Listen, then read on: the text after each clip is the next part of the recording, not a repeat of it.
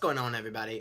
Today I'm going to be starting up another TV series reviews for you guys, and this time is TNT's latest original show miniseries, and that is I Am the Night. Now, I saw the first trailer for this in first look when I was going to see a movie, and I was really looking forward to watching this. I love Chris Pine as an actor. He stars in this, and it's done by Patty Jenkins, and him are teaming back up to bring you this, and Patty Jenkins is the woman that brought us Wonder Woman, directed it, and yeah, so it started up tonight, and I've been looking forward to this for months now, easily since September of last year.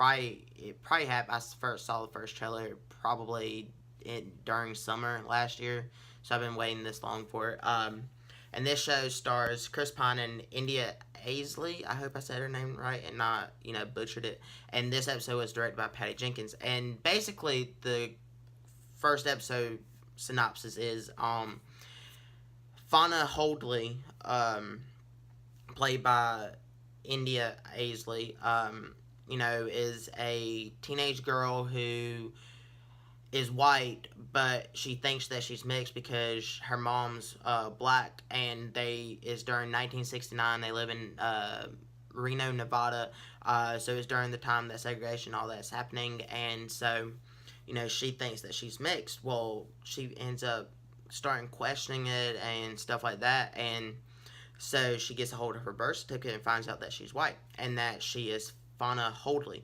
and has a whole entire family. Her granddad is a doctor out in Los Angeles. So basically, this episode was setting up her character and some of the other characters around her, and getting her ready to go on this quest to go figure out where she comes from, who her true family is, stuff like that. And that's basically all that really happened to her character, is just getting her to Los Angeles to meet her granddad.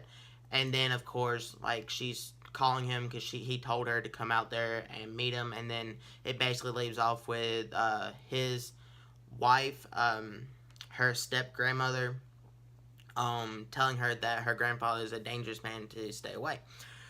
Well, this episode also, it jumps back and forth between her character and Chris Pine's character, who Chris Pine plays a reporter who was a Marine, but he plays a reporter who, kind of burnt some bridges because apparently all they really do is just say that he burnt bridges, and then as the episode goes on, you find out that the reason he burnt so many bridges is because he was real adamant about Dr. Holdley, George Holdley, Fauna's granddad, who apparently was accused of murdering someone, and he was real adamant in the press and stuff that he actually did it. So of course he burnt bridges when he was found not guilty, and he couldn't really, he was struggling living with that and stuff like that, is what I took from this.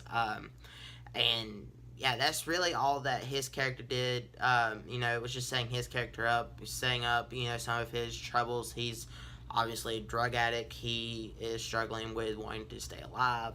And I feel like with him, getting that call from Fauna's mom, but adopted mother,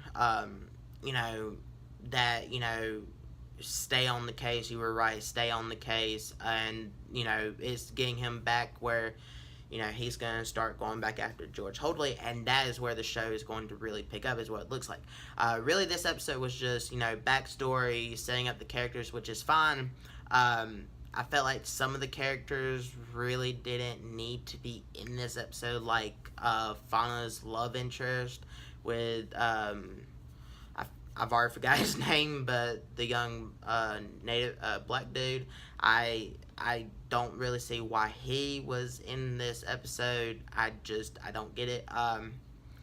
But other than that, this episode really did set up the show, and I'm very curious to see where it's moving forward. I thought that this episode did have some faults with some of the pacing issues and keeping you wondering what was going on with Chris Pine's character. I like how they kind of left it, but at the same time, I kind of just wish they would have shown a little bit more in this episode, but I think we'll get it later on throughout this season.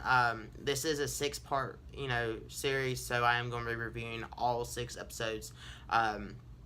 Yeah, so obviously, this is just the first episode. It's gonna be a little bit slow, setting up everything. But overall, I did really enjoy this episode, especially towards the end. Towards the end, I really got into it. And yeah, I'm gonna give I Am the Night season 1, episode 1 I'm gonna give it a 4.5. If you're new to my channel, I do 1 out of 5 stars, and that is, I also do 1.5, 2.5, 4.8, stuff like that, and I'm gonna give it a 4.5. I think that this episode did a good job of introducing some of the characters. I wish that it might have, shown less of certain characters and shown more of like Chris Pine's character, and set his character up more. I just, little things like that I just wish they had done. But yeah, this show does seem very interesting. I like the fact that it's based off a true story. I know nothing about this story, so yeah, very curious to see how it's going to continue and wrap up. And I hope you guys come along with this journey in my review series, and we can talk about it. The more that they start to get into deeper story plots and stuff like that, we can talk about it down in the comments. Talk about if they're gonna catch the dude, if they're not, stuff like that. But yeah, guys, if you know more about this true story, let me know down in the comments. Did they keep it accurate? Did they not? Do you like this story? Do you like this show? Do you like Chris Pine? If so, what's your favorite Chris Pine movie? Role? I really like him in the Star Trek movies, but honestly, my favorite movie that he's been in is I'm slipping on the name, but it has him and Elizabeth Banks in it. I want to say We Need You or some shit like that. I have to look it up, and I might post it down in the comments, but I can't remember. If you know the name of that movie, let me know down in the comments. But yeah, that's my favorite role with him in it.